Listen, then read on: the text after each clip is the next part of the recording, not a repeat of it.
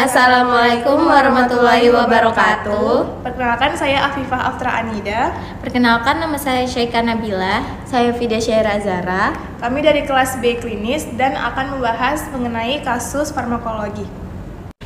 Di sini kami akan membahas kasus 7, yaitu mengenai seorang laki-laki yang berumur 70 tahun dengan riwayat hiperplasia prostat jinak. Pasien datang dengan keluhan nyeri pinggang hebat dan oliguria. USG menunjukkan adanya hidronefrosis bilateral, kreatinin serum 3,2 mg per desiliter, dan riwayat pengobatan yaitu tamsulosin, antikoagulan atau warfarin.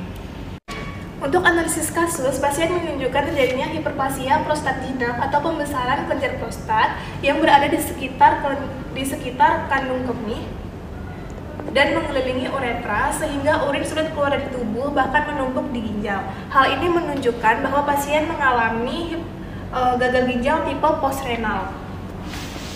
Pasien mengalami oliguria atau keadaan di mana urin yang dikeluarkan sedikit dikarenakan prostat yang membesar menekan saluran uretra sehingga urin dari kandung kemih tidak dapat keluar dari tubuh. Akibatnya aliran urin terganggu dan terhambat sehingga urin yang dikeluarkan pun sedikit. Sulitnya urin untuk keluar dari tubuh pasien menyebabkan urin menumpuk di ginjal, sehingga ginjal mengalami pembengkakan atau hidronefrosis bilateral. Pembengkakan ginjal menyebabkan tekanan pada jaringan sekitar ginjal, sehingga tekanan yang terus-menerus merangsang respon inflamasi tubuh akhirnya mengalami pelepasan mediator inflamasi seperti prostaglandin, sehingga pasien mengalami nyeri pinggang hebat. Ginjal berperan dalam proses filtrasi atau penyaringan darah dari zat penting yang masih diperlukan oleh tubuh dan zat limbah yang akan dibuang dari tubuh. Zat penting yang diperlukan oleh tubuh akan direabsorpsi atau diserap kembali ke dalam darah, sedangkan zat yang tidak diperlukan akan dibuang dari tubuh. Namun, urin pada pasien sulit untuk keluar karena adanya pembengkakan, sehingga zat yang seharusnya dibuang dari tubuh justru menumpuk di ginjal dan kembali terserap ke dalam darah, yaitu salah satunya adalah kreatinin. Oleh karena itu, kadar kreatinin serum pasien meningkat di atas normal dalam kadar rentang kreatinin yaitu 0,6 sampai 1,2 mg per desiliter dengan nilai pasien yaitu 3,2 mg per desiliter. Warfarin cukup berisiko untuk diberikan kepada pasien dikarenakan ginjal yang berperan dalam proses metabolisme dan ekskresi obat, sehingga metabolit obat warfarin yang tidak aktif akan difiltrasi oleh ginjal dan dibuang melalui urin. Namun, sulitnya urin yang keluar menyebabkan penumpukan metabolit warfarin dalam ginjal, sehingga metabolit obat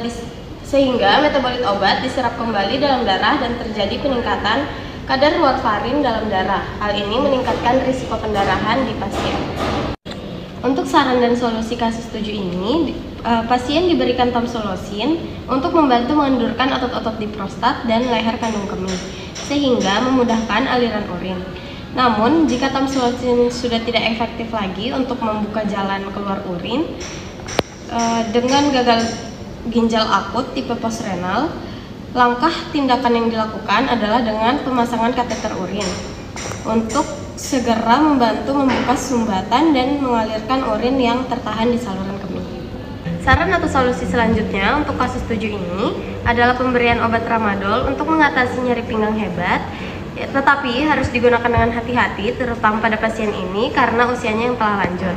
Lalu ada juga pemberian warfarin yang perlu dipertimbangkan ulang jika tidak ada pendarahan. Penggunaannya harus hati-hati juga untuk mencegah efek samping yang serius. Adapun mekanisme kerja dari tamsulosin adalah merelaksasikan otot polos pada prostat dan leher kantung kemih sehingga dengan menghambat reseptor alpha-1 adrenergik terutama alpha-1A dan alpha-1D.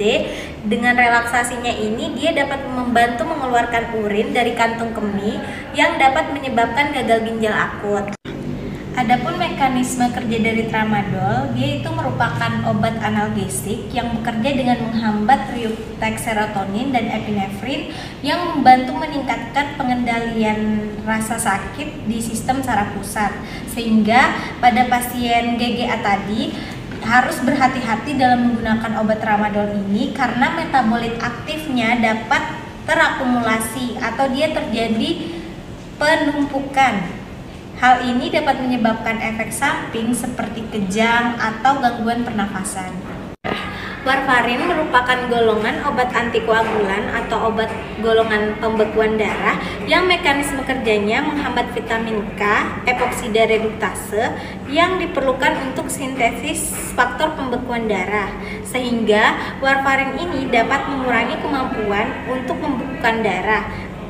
Meskipun nantinya warfarin ini tidak diekskresikan melalui ginjal, tetapi kondisi kegagalan ginjal pada pasien tersebut dapat mempengaruhi respon terhadap warfarin karena adanya kemungkinan terjadi perubahan metabolisme dan eliminasi obat.